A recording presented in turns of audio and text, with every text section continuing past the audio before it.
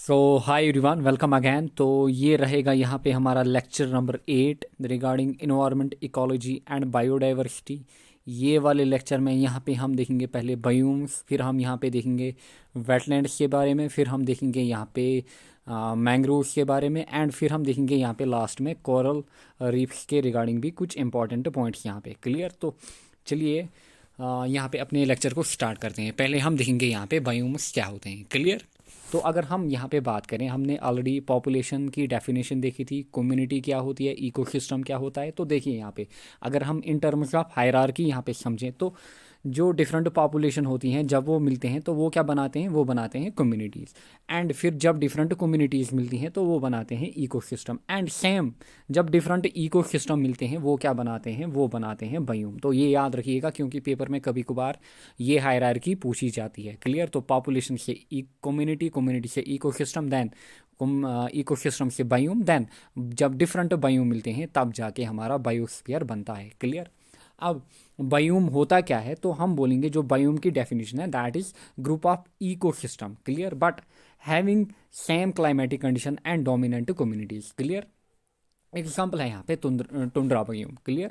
अगर हम tundra biome की बात करें तो यहाँ पे आपको दो टाइप मिलेंगे, एक Arctic and another is alpine. Clear? तो अगर हम हमारी अर्थ की बात करें, क्लियर, हमारी अर्थ की बात करें तो ये है इक्वेटर वाला पोर्शन। क्लियर? ये है इक्वेटर वाला पोर्शन। एंड अगर हम यहाँ पे देखें तो ये है नॉर्थ पोल वाला रीजन। क्लियर? ये वाला रीजन। एंड ये है यहाँ पे साउथ पोल वाला रीजन। क्लियर? साउथ पोल वाला रीजन। क्लियर? तो अगर हम ये वाला पोर्शन देखें, ये वाला पोर्शन, ये वाला रीजन यहाँ पे एंड ये वाला रीजन यहाँ पे। क्लियर? तो ये किस कैटेगरी में आता है, तो यही कहलाता है आर्कटिक टुंड्रा। क्लियर? एंड अगर मैं एक मोटेन को यहाँ पे लूँ तो ये है मोटेन यहाँ पे। क्लियर? ये है यहाँ पे कोई मोटेन। एंड मोटेन की पीक की अगर मैं बात करूँ, ये वाले रीजन को, ये वाले रीजन में कहाँ पे, मोटेन में। क्लियर? मोटेन में, यानी कि इसको क्या हम बोलते हैं, अल्पाइन टुंड्रा। कहाँ पे, ये वाले पोर्शन को। क्लियर? अगर मैं ये वाला पोर्शन यहाँ पे लूँ, यानी कि अल्पाइन टुंड्रा या फिर पीक ऑफ मोटेन, तो यहाँ पर एंड जो ये वाला north pole and south pole वाला पोर्शन यानी कि आर्कटिक टुंड्रा पोर्शन, तो इन दोनों में क्या होंगी, यहाँ पे सेम कंडीशंस होंगी एंड यहाँ पे सेम डोमिनेंट कम्युनिटीज़ होंगी। क्यों? क्योंकि दोनों में क्या होता है, अगर यहाँ पे हम देखें नॉर्थ पोल के एंड पे एंड साउथ पोल के एंड पे, तो यहाँ पे दोनों में आपको क्या कंडीशंस मिलेंगी, यहाँ पे दोनों में दोनों जगह आपको क्या मिलेंगे, परमाफ्रॉस्ट कंडीशन। क्लियर? परमा फ्रॉस्ट कंडीशन, यानी कि यहाँ पे मेनली आपको किस टाइप की लाइफ मिलेगी, यहाँ पे आपको, या फिर हम बोलेंगे इनको क्या, पोलर एरियाज। तो क्योंकि यहाँ पे काफ़ी ज़्यादा ठंड होगी ये वाले रीजन्स में, इसलिए इनको हम बोलते हैं परमाफ्रॉस्ट, क्योंकि इन रीजन्स में आपको यहाँ पे परमानेंट आइस मिलेगी। क्लियर? तो यही होता है क्या, बायोम। क्लियर? जो टू बायोम्स होते हैं they can not be alike. Clear? क्यों? क्योंकि रीजन क्या होता है, क्लाइमेटिक कंडीशन होती है। एक बायू में आपको एक टाइप की क्लाइमेटिक कंडीशन मिलेगी, एक और बायू में आपको डिफरेंट क्लाइमेटिक कंडीशन मिलेगी। लाइक डेजर्ट की अगर हम बात करें, डेजर्ट एंड ये वाले region north pole, south pole and ये वाला यहाँ पे अल्पाइन टुंड्रा, तो इनमें आपको क्या मिलेंगी, डिफरेंट कंडीशंस मिलेंगी। या फिर ट्रॉपिकल रेन फॉरेस्ट की अगर हम बात करें, या फिर टेम्परेट एरियाज की बात करें, तो वहाँ पे आपको मिलेंगी डिफरेंट कंडीशंस। क्लियर? इसीलिए हम बोलते हैं two biomes can not be alike. क्यों? क्लाइमेटिक कंडीशन की वजह से, वेजिटेशन की वजह से एंड सॉइल टाइप की वजह से। देखिए यहाँ पे अगर मैं यहाँ पे माउंटेन का पीक लूँ तो यहाँ पे किस टाइप की वेजिटेशन होगी, यहाँ पे टॉल ट्रीज नहीं होंगी। या फिर अगर हम आर्कटिक रीजन ले, यहाँ पे भी टॉल ट्रीज नहीं होंगी इन कंपैरिजन टू अगर हम यहाँ पे कोई जनरल फॉरेस्ट की बात करें, टेम्परेट फॉरेस्ट की बात करें। क्यों? क्योंकि यहाँ पे वेजिटेशन मेनली किस टाइप की होगी, यहाँ पे ग्रास टाइप की होंगे। क्लियर? नेक्स्ट अगर हम यहाँ पे समझे, कहाँ पे ये है हमारी अर्थ, यहाँ पे थोड़ा बहुत जियोग्राफी के बारे में यहाँ पे हम जानेंगे। ज़्यादा नहीं जानना है, थोड़ा बहुत, कि टेम्परेट रीजन जो होता है वो कहाँ पे लाई करता है, या फिर ट्रॉपिकल एरिया कहाँ पे लाई करता है, या फिर आर्कटिक टुंड्रा कहाँ पे लाई करता है। तो देखिए यहाँ पे ये हमारा इक्वेटर। क्लियर? अब ये वाला रीजन। क्लियर? इक्वेटर, इक्वेटर के ऊपर एंड इक्वेटर के नीचे, यानी कि 23 degree, 23.5 degree north and 23.5 degree south की अगर मैं बात करूं, यहाँ पे Tropic of Cancer and Tropic of Capricorn के बीच में ये जो रीजन होता है, इसी को हम क्या बोलते हैं, इसी को हम ट्रॉपिकल रीजन बोलते हैं। क्लियर? या फिर ट्रॉपिकल एरिया बोलते हैं। क्लियर? यहीं पे आपको क्या मिलेंगे, ट्रॉपिकल रेन फॉरेस्ट, क्योंकि जो इक्वेटर होता है, इक्वेटर में आपको क्या मिलेगा, जो सन होता है, सन डायरेक्टली यहाँ पे आपको मिलेगा। क्लियर, यानी कि मैक्सिमम सनलाइट आपको कहाँ पे मिलेगी, इक्वेटर में एंड इसी रीजन में। क्लियर, यानी कि ये जो रीजन होता है between Tropic of Cancer and Tropic of Capricorn, ये रीजन क्या कहलाता है, ट्रॉपिकल एरिया। क्लियर, क्योंकि यहाँ पे क्या होती है, मैक्सिमम सनलाइट। क्लियर, जितना आप यहाँ पे पोल्स की तरफ जाएंगे उतनी आपको क्या फील होगी, यहाँ पे कोल्डनेस फील होगी, यानी कि हम जाएंगे कोल्डर रीजन की तरफ। क्लियर, तो ये रीजन देखिए, अब ये वाला रीजन है ना, क्लियर, 23 डिग्री नॉर्थ के ऊपर या फिर यहाँ पे 23.5 डिग्री साउथ के नीचे, तो ये एरिया क्या कहलाता है, ये कहलाता है टेम्परेट। क्लियर, ये होता है टेम्परेट रीजन। क्लियर, क्योंकि अब इन एरियाज में क्या होगी, ज़्यादा सनलाइट नहीं होगी। क्लियर, अब इसके ऊपर जो एरिया होता है, क्लियर, ये वाला एरिया, क्लियर, इसको हम बोलते हैं क्या, तियागा। क्या बोलते हैं, तियागा। क्लियर, एंड ये वाला रीजन जो है ना, क्लियर, ये रीजन इसको हम बोलते हैं आर्कटिक। क्लियर, यानी कि आर्कटिक टुंड्रा की अगर हम बात करें। क्लियर, ये हो गया आर्कटिक टुंड्रा यहाँ पे, ये हो गया एंटार्कटिक टुंड्रा यहाँ पे। क्लियर, आई होप आपको क्लियर हुआ होगा। क्लियर, यानी कि ये वाला रीजन यहाँ पे क्या होता है, ट्रॉपिकल एरिया।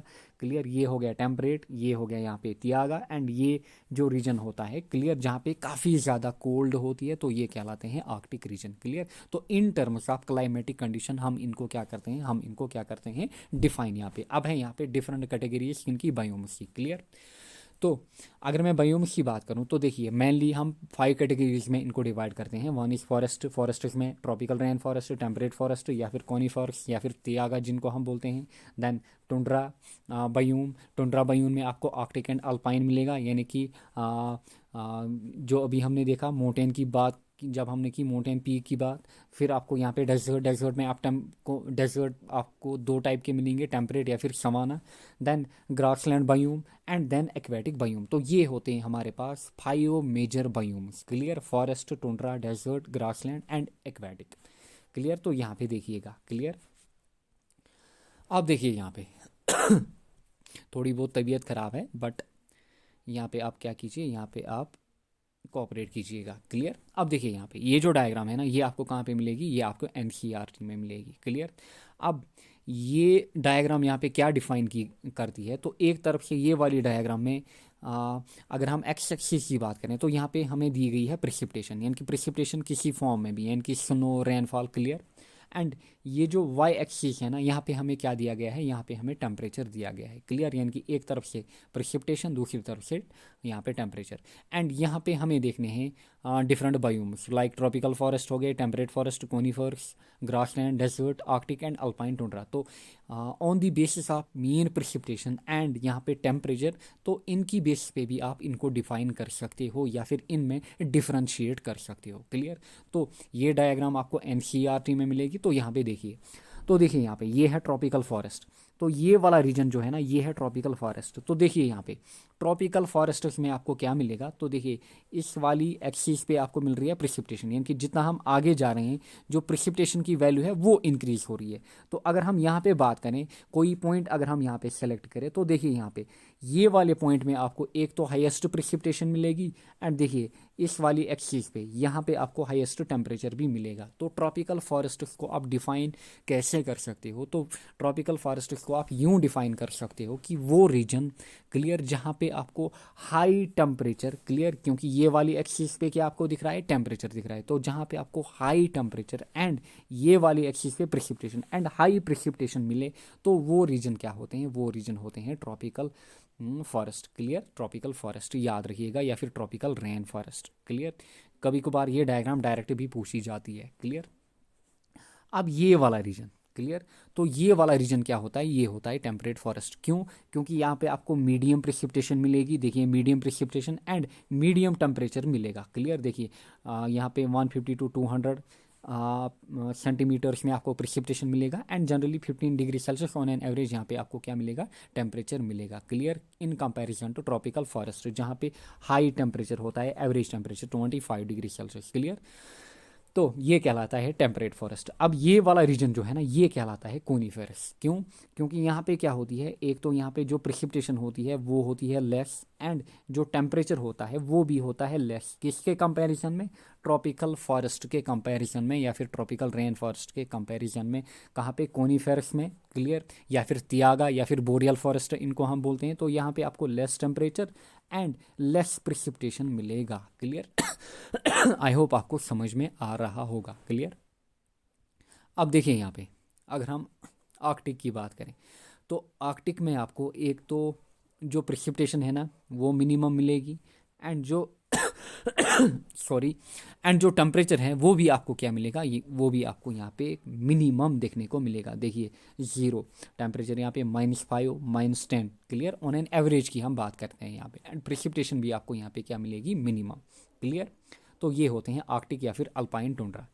अब देखिए यहाँ पे ग्रासलैंड एंड ये है डेजर्ट यहाँ पे। तो डेजर्ट में आपको जनरली हायर टेम्परेचर मिलेगा, बट जो प्रिसिपिटेशन होगी वो आपको मिनिमम मिलेगी। तो आई होप ये वाली डायग्राम जो है ना ये आपको क्लियर हुई होगी, क्लियर। तो tropical forest, temperate forest, coniferous, then यहाँ पे ग्रासलैंड, ग्रासलैंड में आपको हाई टेम्परेचर देखने को मिलेगा, क्लियर। देन यहाँ पे डेजर्ट, एंड देन यहाँ पे Arctic and alpine tundra, clear. अब चलिए इनको हम एक एक करके यहाँ पे देखते हैं, क्लियर, क्योंकि यहाँ पे डायरेक्ट क्वेश्चन पूछे जाते हैं इन्हीं से।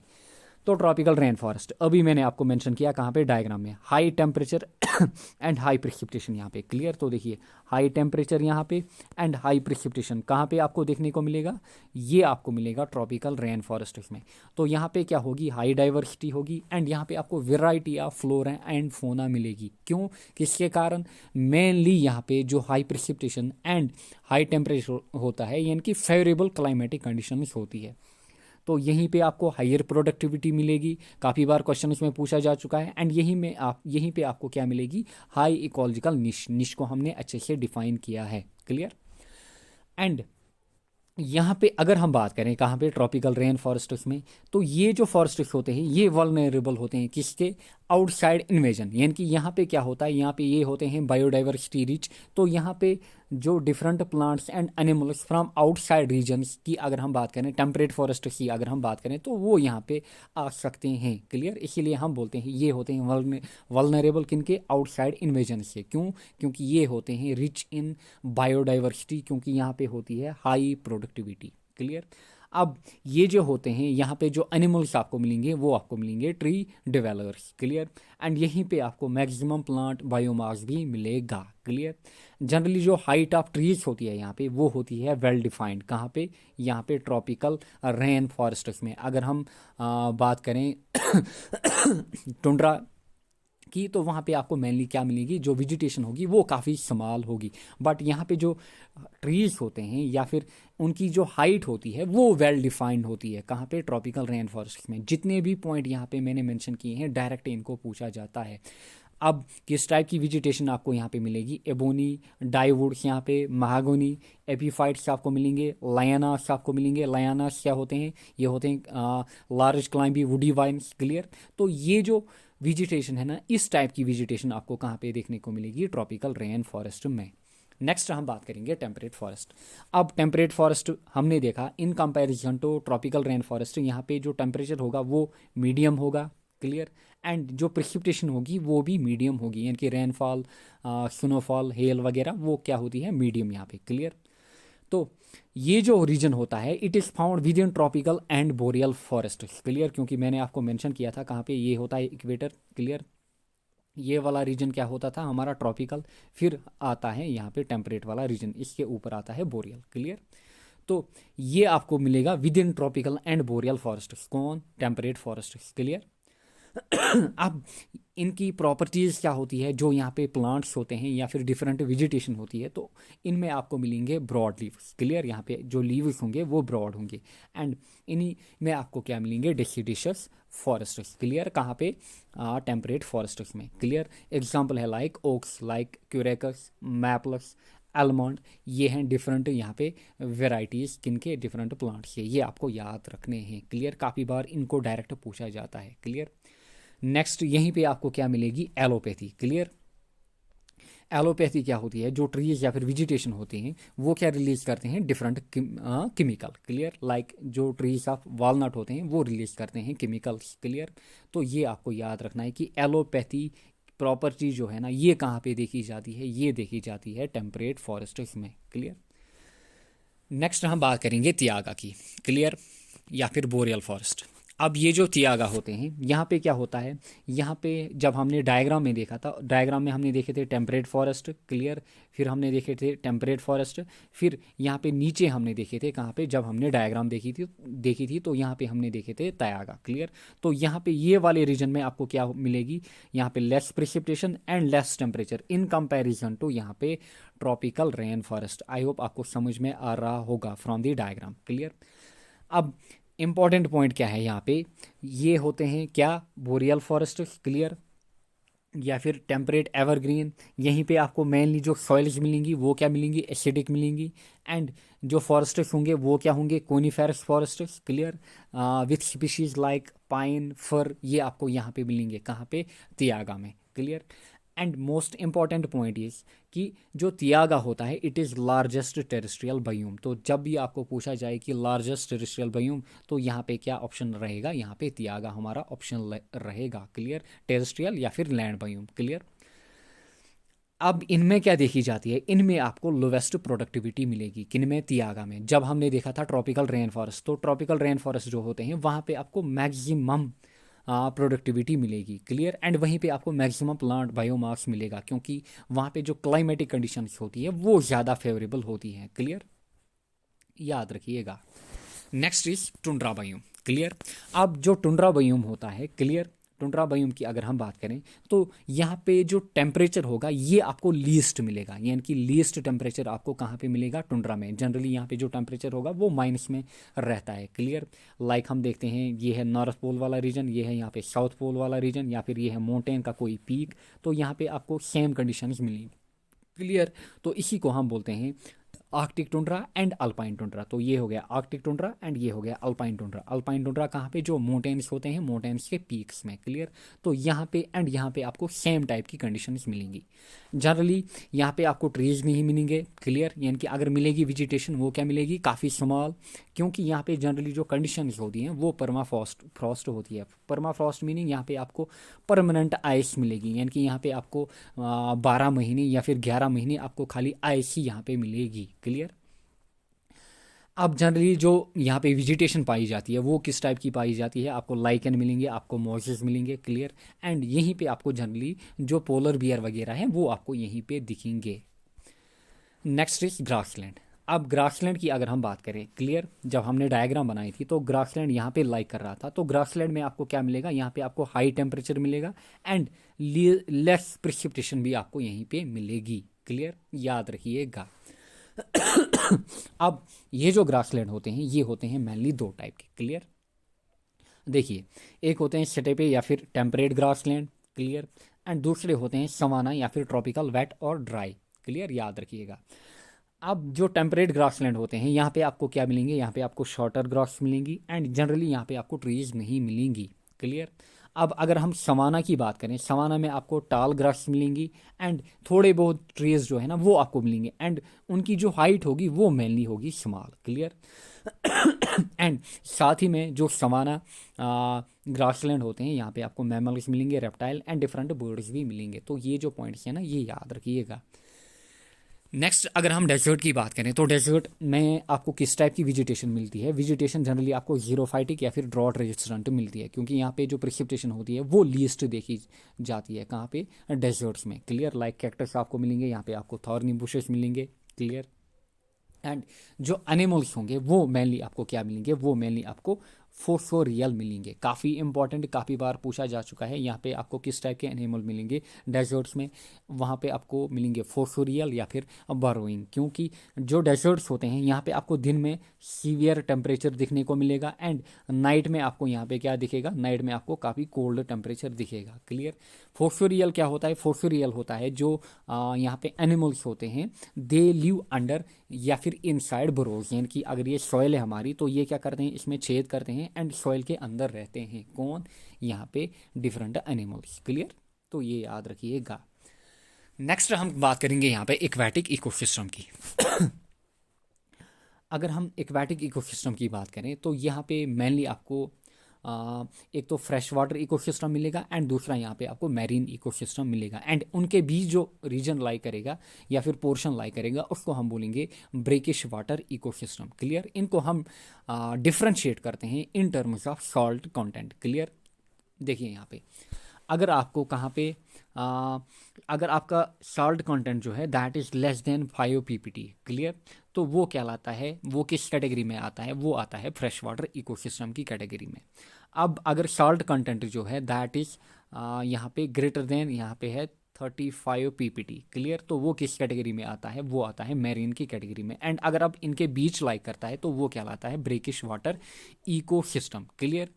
अब अगर फ्रेश वाटर इकोसिस्टम की बात करें तो यहाँ पे मेनली आपको फ्रेश वाटर इकोसिस्टम की बात करें या फिर ये एक तो ये लेंटिक होगा, दूसरा ये लोटिक होगा। क्लियर? यहाँ पे है LOTIC, लोटिक।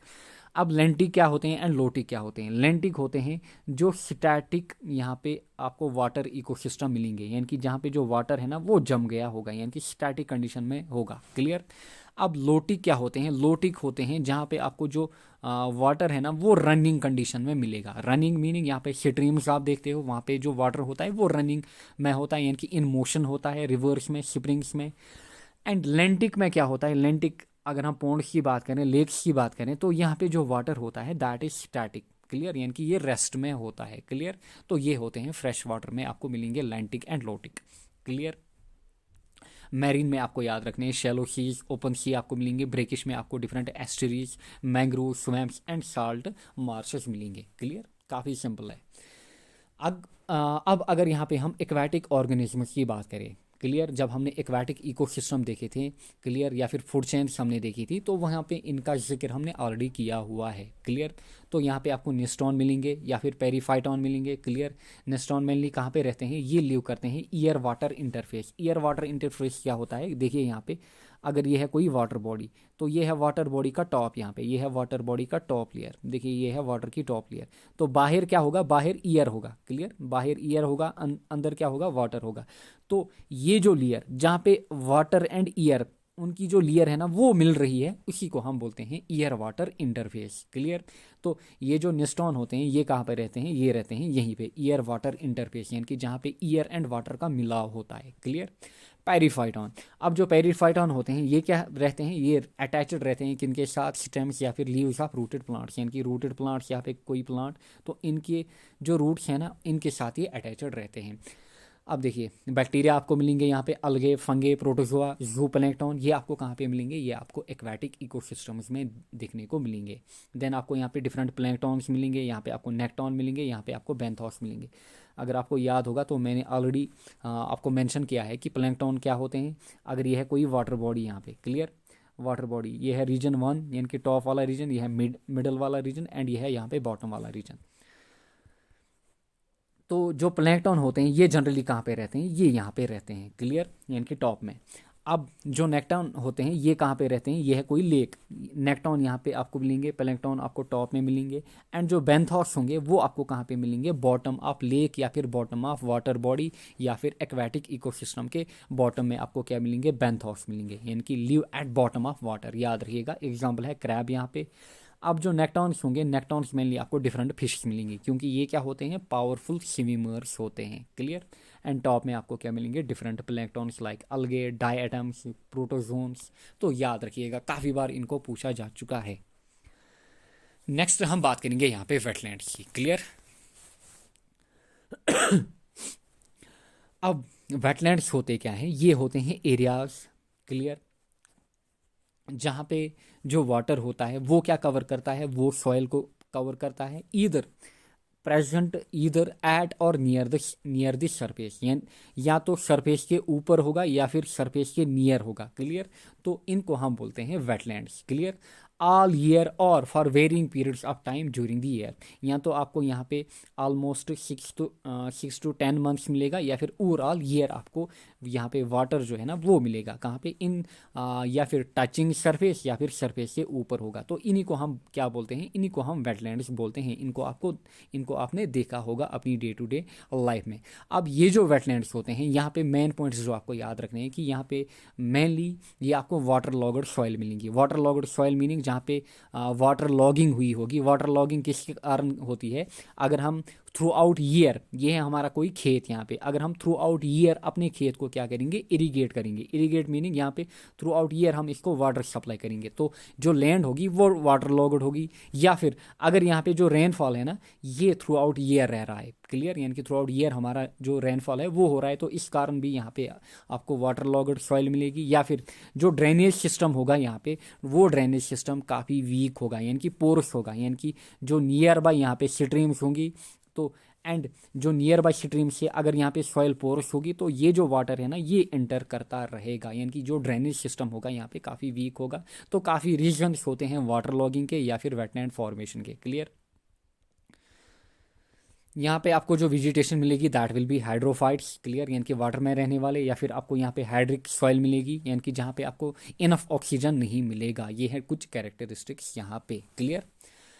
नेक्स्ट अगर हम यहाँ पे इंडिया की बात करें तो इंडिया में आपको टोटल कितने वेटलैंड्स मिलेंगे? तो इंडिया में मेनली आपको 27,000 वेटलैंड्स मिलेंगे, क्लियर, जिनमें जो इनलैंड वेटलैंड्स होते हैं वो हैं अराउंड 23,000 एंड जो कोस्टल वेटलैंड्स हैं दे आर अराउंड 4,000। तो याद रखिएगा 27,000 वेटलैंड्स आपको मिलेंगे, clear.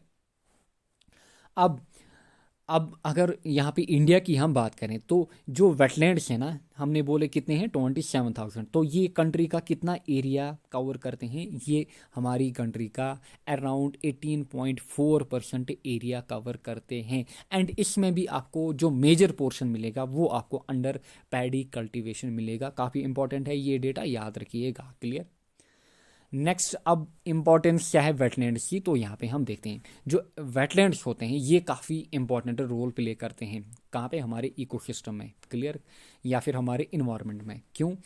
Play critical role in maintaining many natural cycles या फिर न्यूट्रन साइकिल्स की अगर हम बात करें तो इनमें ही इनका काफ़ी इंपॉर्टेंट रोल होता है। साथ ही में ये सिल्टेशन जो रिवर्स होते हैं वो रिड्यूस करते हैं, यानी कि कोस्टल लाइन्स या फिर कोस्टल बाउंड्रीज जो होते हैं उनको प्रोटेक्ट करते हैं। फ्लड्स, ड्रॉट्स वगैरह इनको रिड्यूस करते हैं, यहाँ पे इनकी फिनोमिना होती है। तो ये याद रखिएगा, काफ़ी इंपॉर्टेंट पॉइंट्स हैं। नेक्स्ट अब जो वेटलैंड्स हो रहे हैं इनकी जो वेटलैंड्स हैं इनकी डेप्लीशन हो रही है, क्लियर। अब डेप्लीशन में क्या रीज़न है, किन कारण जो वेटलैंड्स हैं इनकी डेप्लीशन हो रही है? तो ये याद रखिएगा, यहाँ पे एक तो है मेन रीज़न डिफॉरेस्टेशन का, क्योंकि जब डिफॉरेस्टेशन होगी तो जो वेटलैंड्स होंगे इनकी क्या होगी? इनकी डेप्लीशन होगी। या फिर जो हम एक्सेसिव पोल्यूटेंट्स हमें मिलते हैं या फिर डिफरेंट वेस्ट प्रोडक्ट्स हम मिलते हैं उनको हम डायरेक्टली कहाँ पे डंप करते हैं? उनको हम डायरेक्टली वेटलैंड्स में डंप करते हैं, क्लियर। या फिर ओवर फिशिंग के कारण या फिर ओवर ग्रेजिंग के कारण यहाँ पे जो वेटलैंड्स हैं ना ये खतरे में आ चुके हैं, क्लियर। या फिर यहाँ पे इलीगल कंस्ट्रक्शन हो रही है कहाँ पे? वेटलैंड्स में, क्लियर, किनके कारण? या फिर पब्लिक के कारण या फिर डिफरेंट माफियाज के कारण। तो ये हैं डिफरेंट रीजन जिनके कारण जो वेटलैंड्स हैं इनकी क्या हो रही है? इनकी डिस्ट्रक्शन हो रही है। तो ये भी याद रखिएगा। अब अगर हम प्रोटेक्शन की बात करें तो जो रीजन्स हैं ना यहाँ पे जो प्रोटेक्शन है ना ये बिल्कुल इनका अपोजिट बनेगा, यानी कि डिफॉरेस्टेशन हमें नहीं करनी होगी, हमें एफॉरेस्टेशन करनी होगी।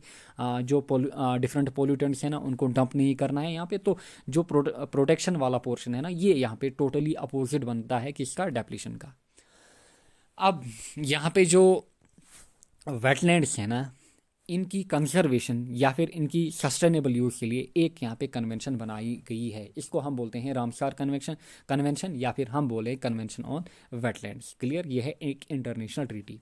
तो देखिए रामसार कन्वेंशन क्या है? ये है कन्वेंशन ऑन वेटलैंड्स, क्लियर। पहला पॉइंट आपको याद रखना है रामसार कन्वेंशन किन के रिगार्डिंग है, क्योंकि काफ़ी बार पूछा जा चुका है कि Ramsar convention is related to, तो it is related to convention या फिर कंजर्वेशन या फिर कंजर्वेशन ऑफ वेटलैंड्स के रिगार्डिंग। तो ये है इंटरनेशनल ट्रीटी किसके लिए बनाई गई थी? For the conservation and sustainable use किनका? वेटलैंड्स का, क्लियर। अब याद रखिएगा इसका नाम रामसार कन्वेंशन क्यों पड़ा? क्योंकि रामसार जो है ये एक सिटी है कहाँ पे? ईरान में, क्लियर। अब ये जो कन्वेंशन है ना ये कब साइन की गई? क्लियर। तो ये साइन की गई कब? On 2 Feb 1971, clear. किनके द्वारा? यूनेस्को के द्वारा, क्लियर। बट ये लागू कब हुई? तो ये लागू हुई थी 1975 में। तो दोनों डेट आप यहाँ पे याद रखिएगा कि कब साइन हुई थी? 2 फेब 1971। एंड इसलिए जो 2 फेब है ना, इसको क्या हम बोलते हैं? इसको हम बोलते हैं international day of wetlands. Clear. And enforce कब हुई थी? तो इनफोर्स हुई थी 1975 में। तो देखिए यहाँ पे इंटरनेशनल वर्ल्ड वेटलैंड्स डे कब मनाया जाता है? तो ये मनाया जाता है ऑन 2 फेब। क्लियर। अब देखिए इस साल की थीम याद रखिएगा, 2022 की थीम यहाँ पे याद रखिएगा कि जो इंटरनेशनल वेटलैंड्स डे है ना, तो यहाँ पे थीम क्या है? तो थीम है यहाँ पे वेटलैंड्स, अपनी कॉपी में नोट डाउन कीजिए, wetlands action for people and nature. For people and nature, याद रखिए, for people and nature, wetlands action for people and nature, ये है यहाँ पे थीम इस साल की 2022 की। क्लियर। अब यहाँ पे आपको 3 डिफरेंट पिलर्स मिलेंगे। कहाँ पे? यहाँ पे ये वाली कन्वेंशन में। क्या पिलर्स हैं? इनका नाम आपको याद रखना है। One is wise use, another is identification of priority wetlands as Ramsar sites. Clear. Then international cooperation. Clear. तो देखिए वाइज यूज मीनिंग यहाँ पे हमें जो यूज है ना इन वेटलैंड्स का हमें एफिशिएंटली यूज करना है, ना कि इनको क्या करना है, हमें डिस्ट्रॉय करना है। क्लियर। एंड साथ ही में इनको क्या करना है, हमें आइडेंटिफाई करना है। एंड किसके तहत? रामसर साइट्स के तहत। एंड इनको हमें नाम देना है। क्लियर। क्या? इनको हमें नाम देना है या फिर दर्जा देना है किनका? रामसर साइट्स का। क्लियर। एंड तीसरा पिलर इज यहाँ पे international cooperation. Next important point आपको याद रखना है कि यहाँ पे कुछ ऑर्गेनाइजेशंस इन्वॉल्व हैं। क्लियर। ये वाली कन्वेंशन में तो कुछ क्लोजली रिलेटेड ऑर्गेनाइजेशन है, मेनली है यहाँ पे कितनी? 6। तो इनका नाम आपको याद रखना है, इनको हम बोलते हैं IOPSB। Clear. International Organization Partners. Clear. क्या क्या है? One is Wetland International, then WWF, then WWT क्या होता है? तो WWT होता है International Wildfowl and Wetlands Trust. Then IWMI, then BirdLife International, then is IUCN। Clear. जब हम आगे देखेंगे बायोडाइवर्सिटी तो वहाँ पे अच्छे से हम देखेंगे IUCN क्या होता है। तो international union for conservation of nature. तो इन 6 को आपको डायरेक्टली याद रखना है, क्योंकि इनका जो नेम है वो डायरेक्टली पेपर में पूछा जाता है कि which of the following organization is not related to या फिर is not closely related to Ramsar Convention. तो याद रखिएगा। अब यहाँ पे हम बात करते हैं कुछ यहाँ पे वेटलैंड साइट्स की। क्लियर। बट पहले हम देखेंगे यहाँ पे मॉन्ट्रिक्स रिकॉर्ड क्या होता है। तो मॉन्ट्रिक्स रिकॉर्ड क्या होता है? ये एक टाइप की रजिस्टर होती है। क्लियर। क्या होती है? रजिस्टर। किन के ऊपर? वेटलैंड्स के ऊपर। बट किन वेटलैंड्स के ऊपर? जहाँ पे जो इकोलॉजिकल कैरेक्टर्स हैं ना वो ऑकर कर रहे हैं। क्लियर। या फिर जहाँ पे आपको ज़्यादा खतरा मिलेगा। क्लियर। लाइक अगर हम इंडिया की बात करें तो यहाँ पे मेनली क्या क्या इंक्लूडेड है, कौन सी यहाँ पे साइट इंक्लूड है? One is Loktak and another is Keoladeo. Clear. ये हैं इंक्लूडेड या फिर मेंशनड कहाँ पे? मॉन्ट्रिक्स रिकॉर्ड में आपको मिलेंगे। क्लियर। अब अगर हम यहाँ पे वेटलैंड साइट्स इन इंडिया की बात करें। क्लियर।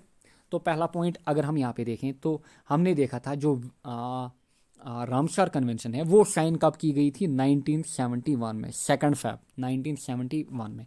बट इंडिया में कब ये फोर्स में आई? तो ये आई 1 फेब 1982। 1 फेब 1982। क्लियर। अब अगर हम यहाँ पे करंटली बात करें एज ऑफ 2021 एंड की अगर हम बात करें तो इंडिया में आपको टोटल 47 रामसर साइट्स मिलेंगी। क्लियर। ये आपको याद रखना है, इंडिया में कितनी मिलेंगी आपको? यहाँ पे 47 मिलेंगी। क्लियर। अब अगर हम यहाँ पे कुछ इंपॉर्टेंट पॉइंट्स की बात करें तो फर्स्ट जो साइट थी that was Chilika Lake. Clear. Chilika Lake कहाँ पे? उड़ीसा में। Clear. Then and national park कहाँ पे? राजस्थान में। नेशनल पार्क राजस्थान में। तो ये हैं फर्स्ट यहाँ पे साइट्स जो आइडेंटिफाई की गई थी, Chilika lake and national park कहाँ पे? राजस्थान में। समालस्ट आपको मिलेगी, समालस्ट जो है that is Renuka wetland. Clear. ये आपको कहाँ पे मिलेगा? ये आपको हिमाचल में मिलेगा। एंड यहाँ पे जो एरिया है that is 20 hectare. Clear. Hectare क्या होता है? Hectare is unit of area. Clear. अब state with maximum sites, state with maximum sites की अगर हम बात करें तो यूपी में आपको कितनी मिलेंगी? यूपी में आपको 9 डिफरेंट साइट्स मिलेंगी।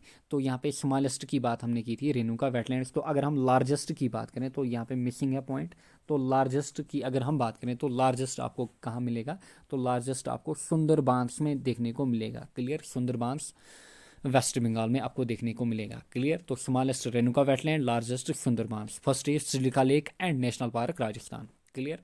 अब अगर हम हमारे जे की बात करें तो जे में आपको कितनी मिलेंगी, जे में आपको 4 मिलेंगी। वन इज वॉलर लेक 1990 में आइडेंटिफाई किया गया था। देन सुमोरी लेक कब 2002 में। देन होकारा वेटलैंड कब 2005 में। देन सुरेंद्र मानसर लेक्स कब 2005 में। क्लियर। एंड लद्दाख में आपको एक मिलेगी शोकर वेटलैंड। तो इनको आपको याद रखना ही है। किनको, ये जो यहाँ पे मैंने मेंशन किया first, then smallest, then largest, जो सुंदरबान हमने मेंशन किए। यूपी में आपको मैक्सिमम मिलेंगे कितनी, 9।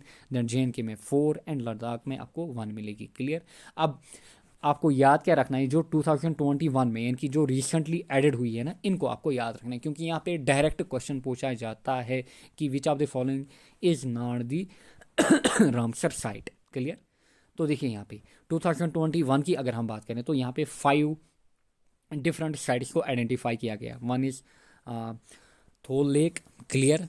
कहाँ पे आपको थोल लेक वाइल्ड लाइफ सेंचुरी कहाँ पे आपको देखने को मिलेगी, गुजरात में। अप्रैल 2021 की हम बात करें तो 2021 में इसको आइडेंटिफाई किया गया था। देन यहाँ पे गुजरात में again Wadhvana wetlands. Then Sultanpur national park कहाँ पे, हरियाणा में, इसको मई में आइडेंटिफाई किया गया था। Then Bhindawas wildlife sanctuary Haryana में ही। देन दिसंबर की अगर हम बात करें तो यहाँ पे हैदरपुर वेटलैंड को इंक्लूड किया गया है, जो कि कहाँ पे है, यूपी में। टोटल आपको मिलेंगे यहाँ पे 47। क्लियर। तो ये है इनके नाम यहाँ पे देखिए फ्रॉम 1 to 47 आपको याद रखना ही रखना है। एंड जिन पे मैंने मार्क किया है इनको आपको याद रखना ही रखना है किसी भी हालत में।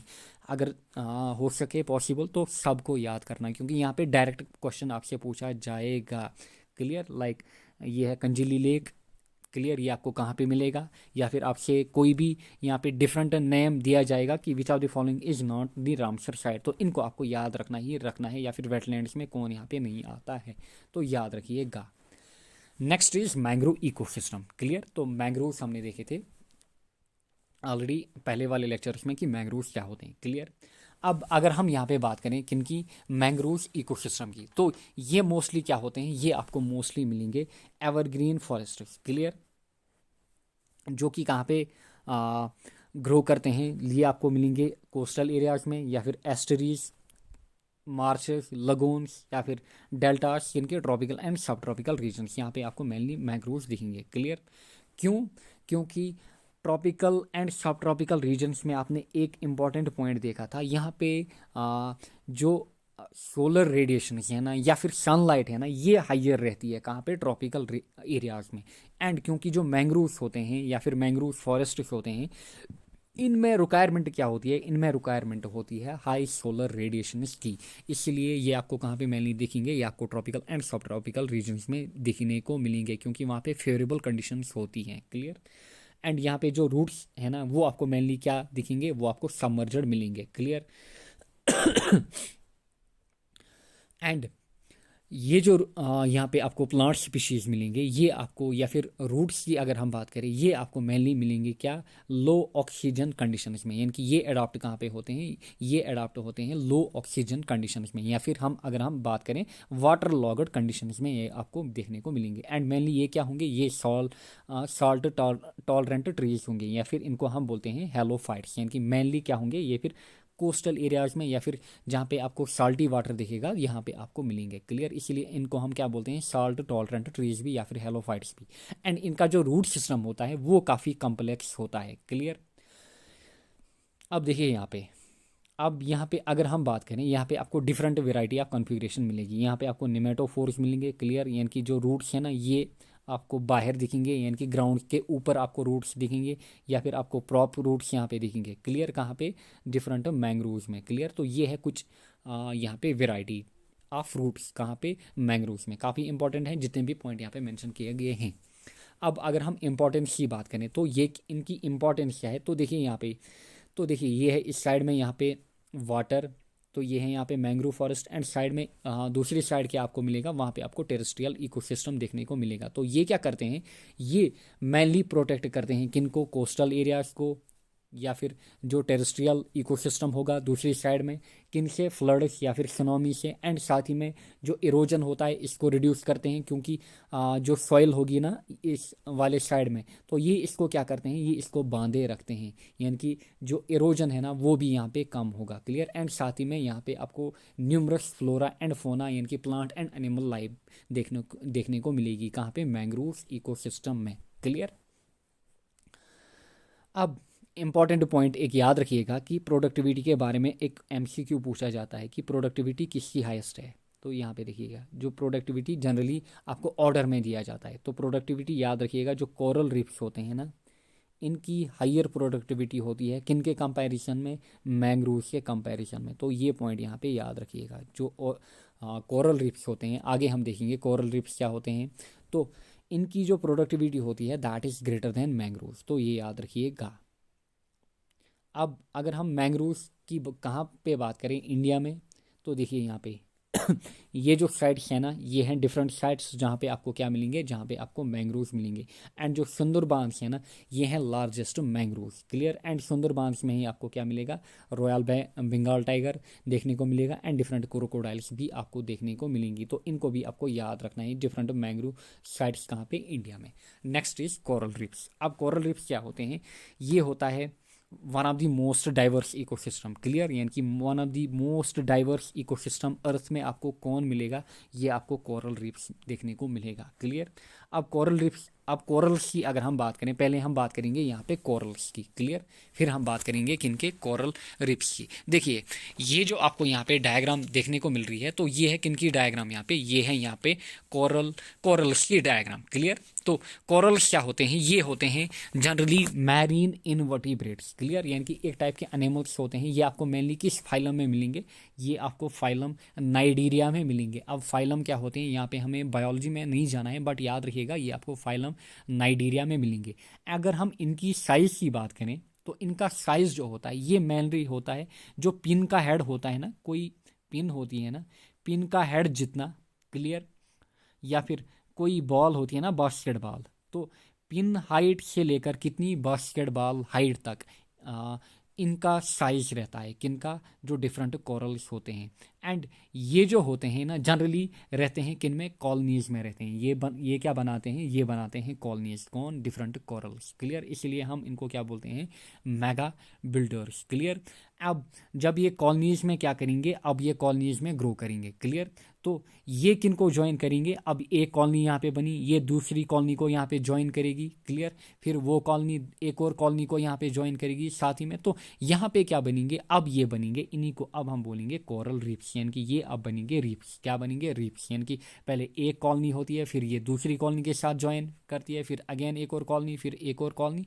तो up to hundreds of miles long यहाँ पे क्या बनते हैं? यहाँ पे डिफरेंट रीफ्स बनते हैं। तो इन्हीं को हम क्या बोलते हैं? इन्हीं को हम बोलते हैं कोरल रीफ्स। क्लियर। यानी कि they are formed by colonies of coral polyps. अब क्यों? क्योंकि दीज आर हेल्ड बाय, याद रखिएगा इनको कौन हेल्ड टुगेदर करता है? तो इनको हेल्ड टुगेदर करता है कैल्शियम कार्बोनेट। याद रखिएगा, काफ़ी इंपॉर्टेंट। क्लियर। अब वर्ल्ड की अगर हम बात करें तो आपको लार्जेस्ट कोरल रीफ्स कहाँ पे देखने को मिलेंगे? तो ये आपको ऑस्ट्रेलिया में मिलेंगे, जिसका नाम है ग्रेट बैरियर रीफ। तो ये है यहाँ पे ग्रेट बैरियर रीफ। ये आपको कहाँ पे देखने को मिलेगा? ये ऑस्ट्रेलिया में आपको दिखेगा एंड यही होता है लार्जेस्ट। क्लियर। अब इसके टाइप होते हैं, जो कोरल रीफ्स होते हैं या फिर कोरल्स होते हैं, इनके टाइप होते हैं। एक तो आपको हार्ड कोरल्स मिलेंगे, यानी कि उनकी जो बॉडी होगी वो क्या होगी? वो हार्ड होगी। या फिर कुछ कोरल्स होंगी जिनकी बॉडी क्या होगी? जिनकी बॉडी सॉफ्ट होगी। एंड जनरली जो हार्ड वाले होते हैं ना, हार्ड वाले कोरल, यही क्या बनाते हैं? यही कोरल रीफ्स बनाते हैं। क्या बनाते हैं? Coral reefs. तो याद रखिएगा जो हार्ड कोरल्स होते हैं ना, यही काम के होते हैं। क्लियर। ये क्या बनाते हैं? कोरल रीफ्स बनाते हैं।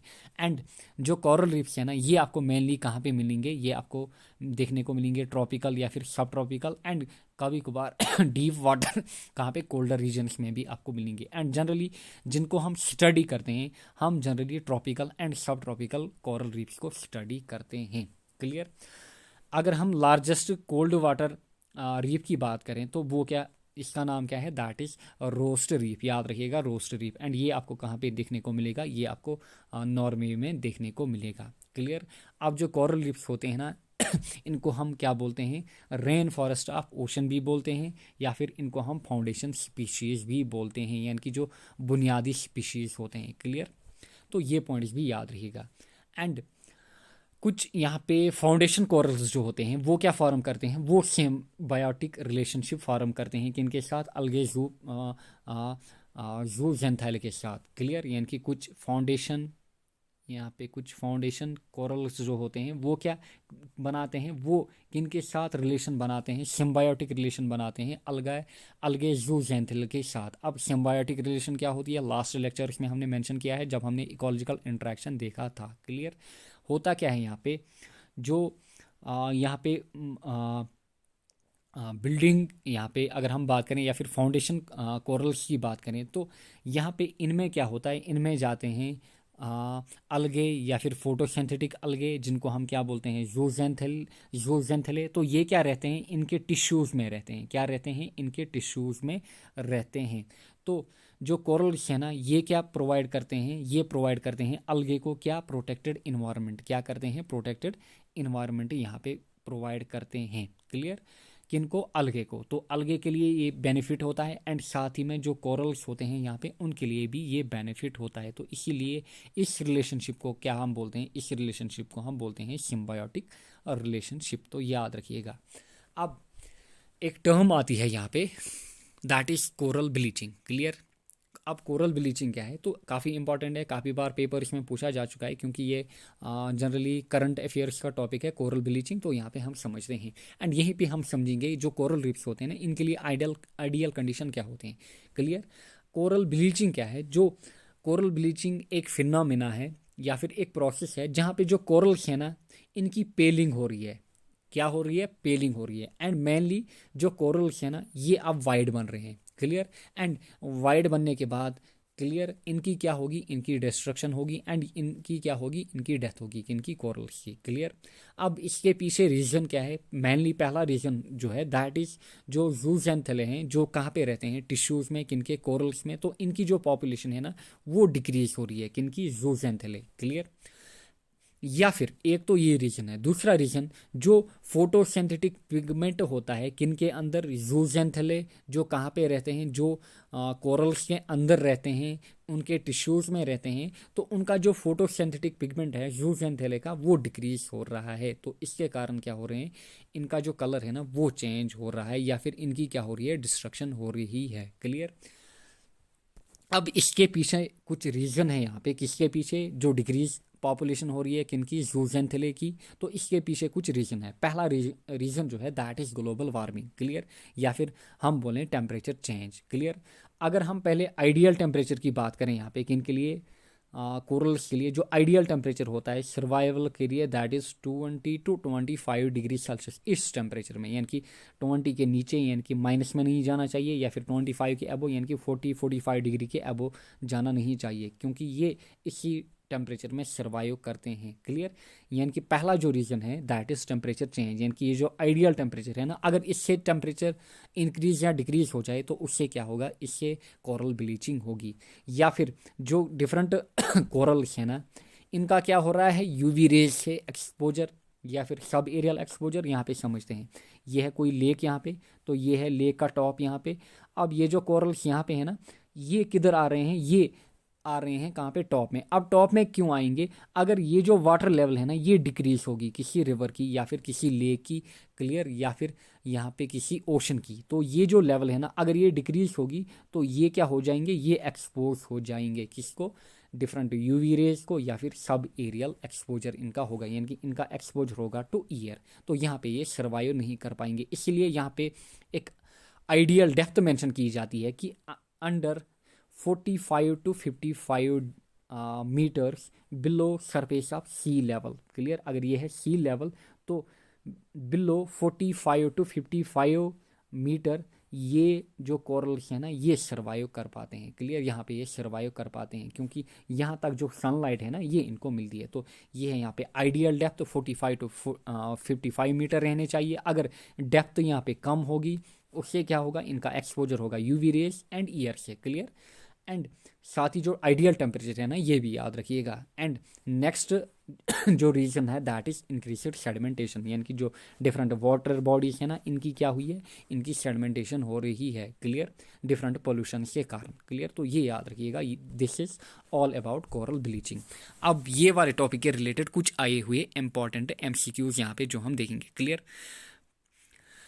अगर हम पहले क्वेश्चन की बात करें तो ये क्या कहता है, ये कहता है presence of plants arranged in well defined vertical years. तो वेल डिफाइंड ट्रीज की या फिर वेल डिफाइंड प्लांट्स की हमने कहाँ पे बात की थी, तो वो हमने बात की थी ट्रॉपिकल रेन फॉरेस्ट्स में। तो ट्रॉपिकल रेन फॉरेस्ट यहाँ पे करेक्ट ऑप्शन रहेगा, clear.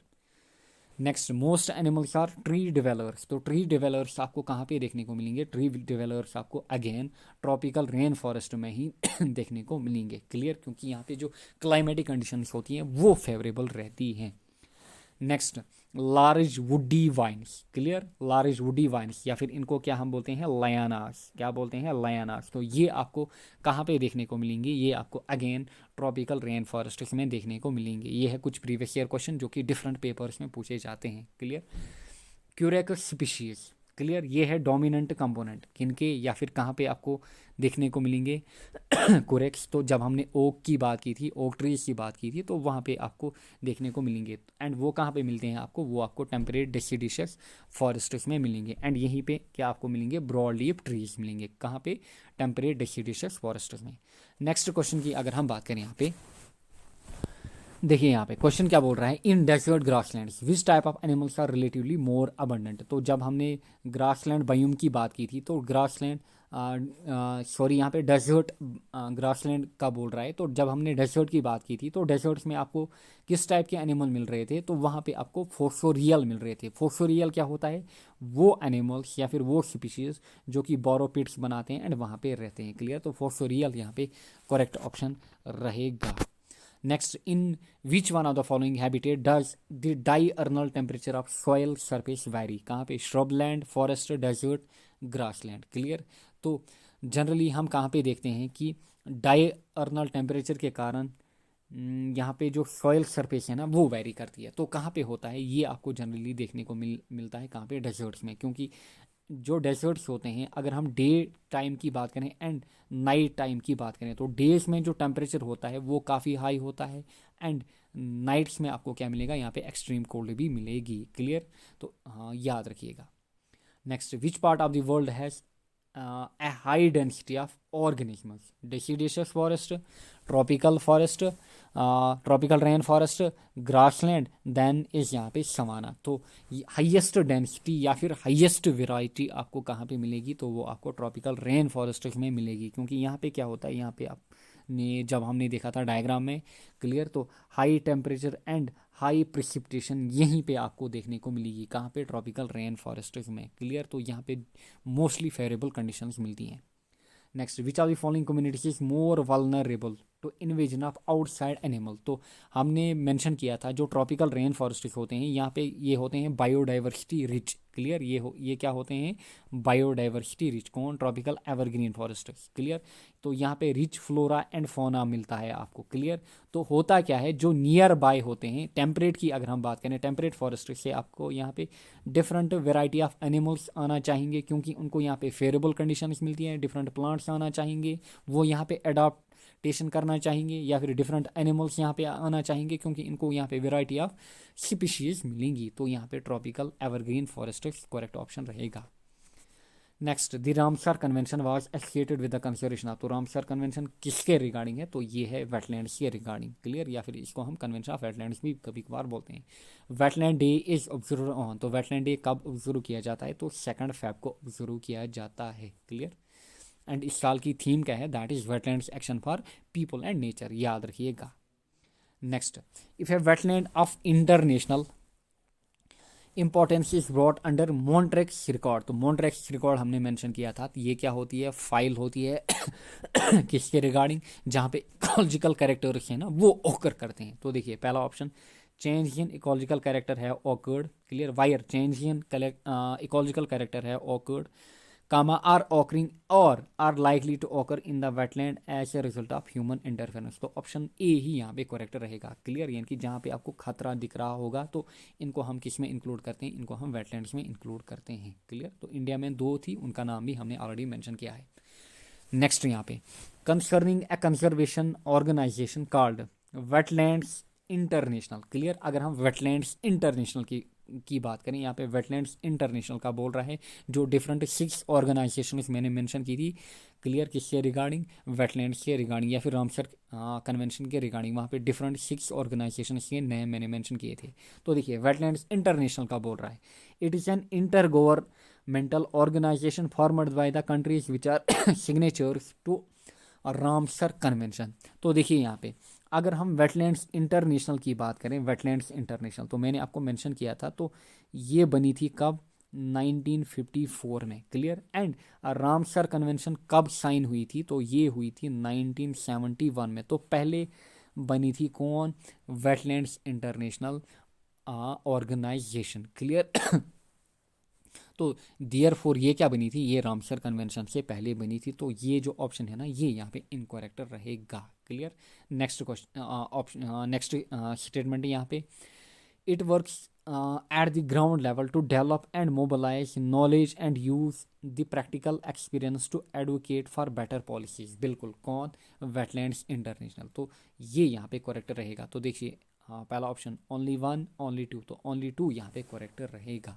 Clear, next the ideal temperature of ocean water for the growth of corals. तो कोरल्स की अगर हम बात करें तो कोरल्स में हमने 2 पॉइंट मेंशन किए थे, एक थी ideal temperature, then another was ideal depth या फिर आइडियल हाइट। तो आइडियल डेप्थ क्या थी, 45 to 55 मीटर में रहते हैं कौन, कोरल्स, यानी कि ये आइडियल डेप्थ होनी चाहिए।